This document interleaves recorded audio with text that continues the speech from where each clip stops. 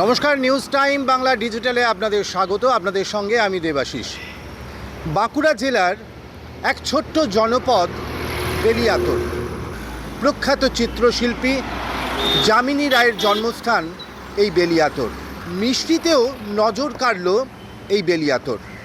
কোন মিষ্টি, কী দিয়ে তৈরি সেই মিষ্টি, আর কেমন খেতে সেই মিষ্টি, আমরা আজ দেখাবো আমাদের এই পর্বে সেই কাহিনী। বাঁকুড়ার বেলিয়াতোড়ের ম্যাচা সন্দেশের কাহিনী, যা স্বীকৃতি পেয়েছে জিওলজিক্যাল আইডেন্টিফিকেশন ট্যাগ, অর্থাৎ জিআই ট্যাগ পেয়েছে সম্প্রতি এই মিষ্টি। আমরা ঢুকে পড়েছি ম্যাচার দোকানে। আর এই ম্যাচার দোকানে ঢুকবো, ম্যাচা খাবো না তা কি হয় নাকি? না, আপনাদের তো দেখাবো, কিন্তু তার আগে একটু ম্যাচার স্বাদটা নিই। তারপর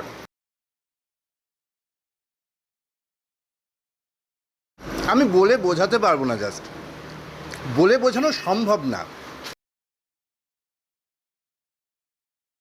চলুন ম্যাচা কিভাবে তৈরি হচ্ছে সেই ইতিহাসটা আপনাদের দেখাই। আর আমি আবারও বলি, অসাধারণ অতুলনীয় স্বাদ এই ম্যাচার।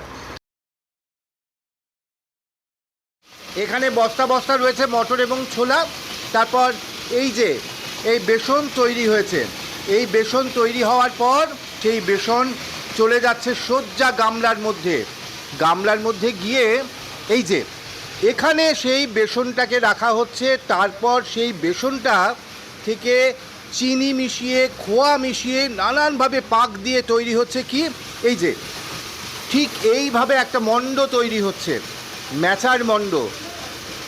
এবং সেই মণ্ডর পর এখানে তৈরি হচ্ছে, দেখুন ছোট্ট ছোট্ট করে এক একটা মণ্ড করা হয়েছে। এবং সেই মণ্ডর পর ছোট্ট ছোট্ট করে আবার ঠিক লাড্ডু পাকানো হয়েছে। সমস্ত কিছু, পেস্তা, কাজু, ভ্যারাইটিস সব কিছু দেওয়ার পর মণ্ড পাকিয়ে তারপর এখানে সেগুলো রাখা হচ্ছে।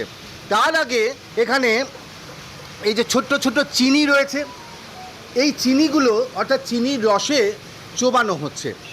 তারপর সেই ম্যাচাকে শুকনো করে বাজারজাত করা হচ্ছে। আবারও বলি, যে না খেয়েছেন ম্যাচা সে বুঝবেন না ম্যাচার স্বাদ কি। কি বলছেন? যার দাদুর বাবা তৈরি করেছিলেন প্রথমেই ম্যাচা। আমার দাদুর বাবা গিরিশচন্দ্র দাসমোদক ম্যাচা সন্দেশটা তৈরি করেছিলেন প্রথম। এটা আমাদের বাবা বেলিয়াতোড়ে বাবা ধর্মরাজের গাজন হয় বর্ষাকালে। উল্টো রথের পরে যে আমাদের গুরু পূর্ণিমা হয়, সেই গুরু পূর্ণিমাতে একটা আমাদের বাবা ধর্মরাজের গাজন হয়।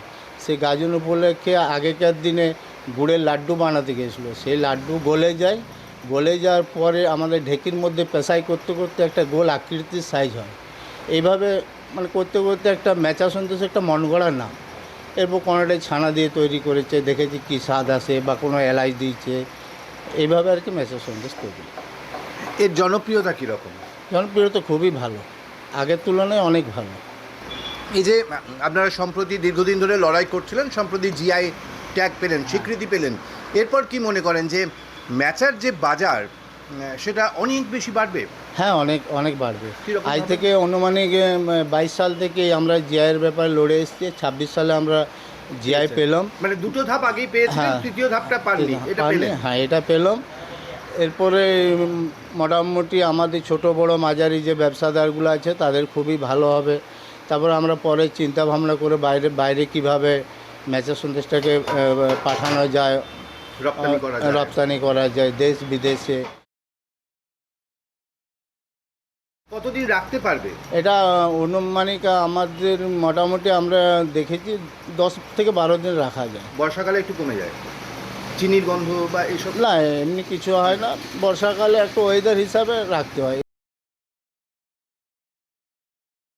কতটা খুশি আপনারা এতে? না, আমরা খুবই খুশি, বা আমরা ছোট বড় ব্যবসাদাররা খুবই খুশি আছি। জিআই স্বীকৃতির পরেই হোক কিংবা জিআই স্বীকৃতির আগে, সবসময় পথ চলতি মানুষজন বা পর্যটক বা যারা এই রাস্তার ওপর দিয়ে গেছেন, বেলিয়াতোড়ের ওপর দিয়ে, তারা সকলেই কিন্তু একটু ম্যাচার স্বাদ নিতেই চান। সেরকমই একজনকে পেয়ে গেলাম আজ এই ম্যাচার স্বাদ নিতে দোকানে ঢুকেছেন। কেমন লাগছে? খারাপ নয়, একদম সম্পূর্ণ ডিফারেন্ট একটা টেস্ট। ম্যাচা সম্বন্ধে জাস্ট কন্টিনিউ শুনে এসেছি, ফার্স্ট টাইম এটা টেস্ট করে দেখলাম। পাওয়া যায় আমাদের দুর্গাপুরেও ম্যাচা সন্দেশ পাওয়া যায়, কিন্তু আমি চেয়েছিলাম যে এখান দিয়ে যদি যাই আমি ডাইরেক্ট এখানকারটা খেয়ে দেখবো, তো সম্পূর্ণ দেখলাম আলাদা। তবে সুগার ফ্রি যারা খান তাদের আরও কিছুদিন হয়তো অপেক্ষা করতে হবে, যতদিন আরও নতুন পদ কিছু বের হচ্ছে। তবে আপাতত একটু আধটু চিনি খেলে ক্ষতি কিছু নেই, স্বাদটা তো নিন। বাঁকুড়া থেকে দেবাশিস মৌলিক, নিউজ টাইম বাংলা ডিজিটাল।